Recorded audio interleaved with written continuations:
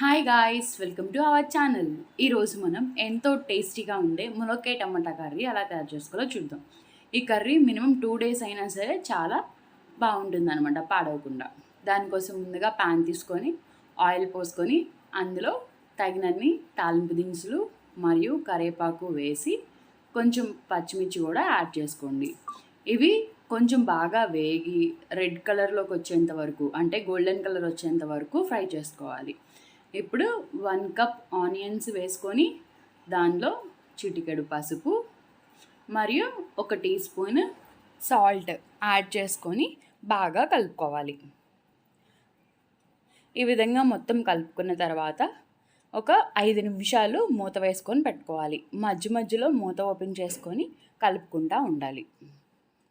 మొత్తం స్ప్రెడ్ చేసుకొని ఒక 5 నిమిషాలు ఉంచుకోవాలి. ఒక 5 నిమిషాల తర్వాత ఆనియన్స్ ఈ విధంగా లైట్ గోల్డెన్ కలర్ వచ్చిన తర్వాత అల్లం వెల్లుల్లిపాయ పేస్ట్ 1 స్పూన్ యాడ్ చేసుకున్నాం. యాడ్ చేసుకొని ఈ అల్లం వెల్లుల్లిపాయ పేస్ట్ ఉల్లిపాయలు మొత్తానికి పట్టేలాగా కలుపుకొని ఓన్లీ 1 minute మాత్రమే మూత వేసుకొని పెట్టుకోవాలి. 1 minute తర్వాత మూత ఓపెన్ చేసుకొని ములక్కాయలు బాగా కడుక్కొని చిన్న చిన్న ముక్కలుగా కట్ చేసి వాటిని ఇప్పుడు యాడ్ చేసుకున్నాం. యాడ్ చేసుకొని ఆ ఉల్లిపాయలు మొత్తం ములక్కాయలు పట్టేలాగా మొత్తం కలుపుకోవాలి. కలుపుకొని ఇందులో రుచికి సరిపడా కల్లుప్పు యాడ్ చేసుకుందాం. వీలైనంత వరకు కల్లుప్పు కొంచెం తక్కువే వేసుకోండి, ఎందుకంటే మనం స్టార్టింగ్లో ఉల్లిపాయలకి సరిపడా సాల్ట్ యాడ్ చేసుకున్నాం కాబట్టి కల్లుప్పు కొంచెం మాత్రమే యాడ్ చేసుకోండి. ఈ విధంగా మొత్తం కలుపుకొని బాగా ఒక 3 minutes మూత వేసుకోండి. ములక్కాయలు కొంచెం మగ్గిన తర్వాత అందులో కదపకుండానే మీరు వాటర్ యాడ్ చేసుకోండి. 1/2 గ్లాస్ వరకు యాడ్ చేసుకొని అవి బాగా మరిగేంత వరకు ఉంచుకోండి. ఇవి బాగా మరగడానికి మినిమం ఒక 5 నిమిషాలు అయితే పడుతుంది. ఒక 5 నిమిషాల తర్వాత మూత ఓపెన్ చేసుకొని 1 కప్ టమాటాలు యాడ్ చేసుకొని బాగా ఇప్పుడు కలుపుకోండి. మీరు ఎక్కువ శాతం ములక్కాయలు వేసిన తర్వాత కలుపుమాకండి, ఎందుకంటే ములక్కాయలు బాగా చిరిగిపోతాయి అన్నమాట, విరిగిపోతాయి, అవి విడివిడిగా వచ్చేస్తాయి. 5 నిమిషాలు మూత వేసుకున్నాం కదా, మధ్య మధ్యలో మీరు కలుపుకుంటూ ఉండాలి. టమాటాలు ఈ విధంగా మెత్తగా మగ్గిపోతాయి.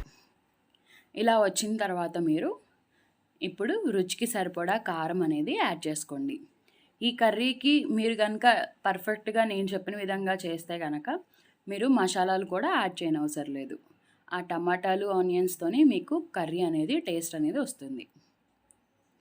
ఓన్లీ కారం మాత్రమే యాడ్ చేసుకున్నాము, మసాలా మాత్రం యాడ్ చేసుకోలేదు. వేసుకొని మొత్తం స్ప్రెడ్ చేసుకొని ఒక 3 minutes మాత్రమే మూత వేసుకుందాం. కారం మగ్గేంత వరకు ఈ విధంగా మూత వేసుకోవాలి. కరెక్ట్గా ఒక 5 నిమిషాలకి ములక్కాయ టమాటా కర్రీ రెడీ.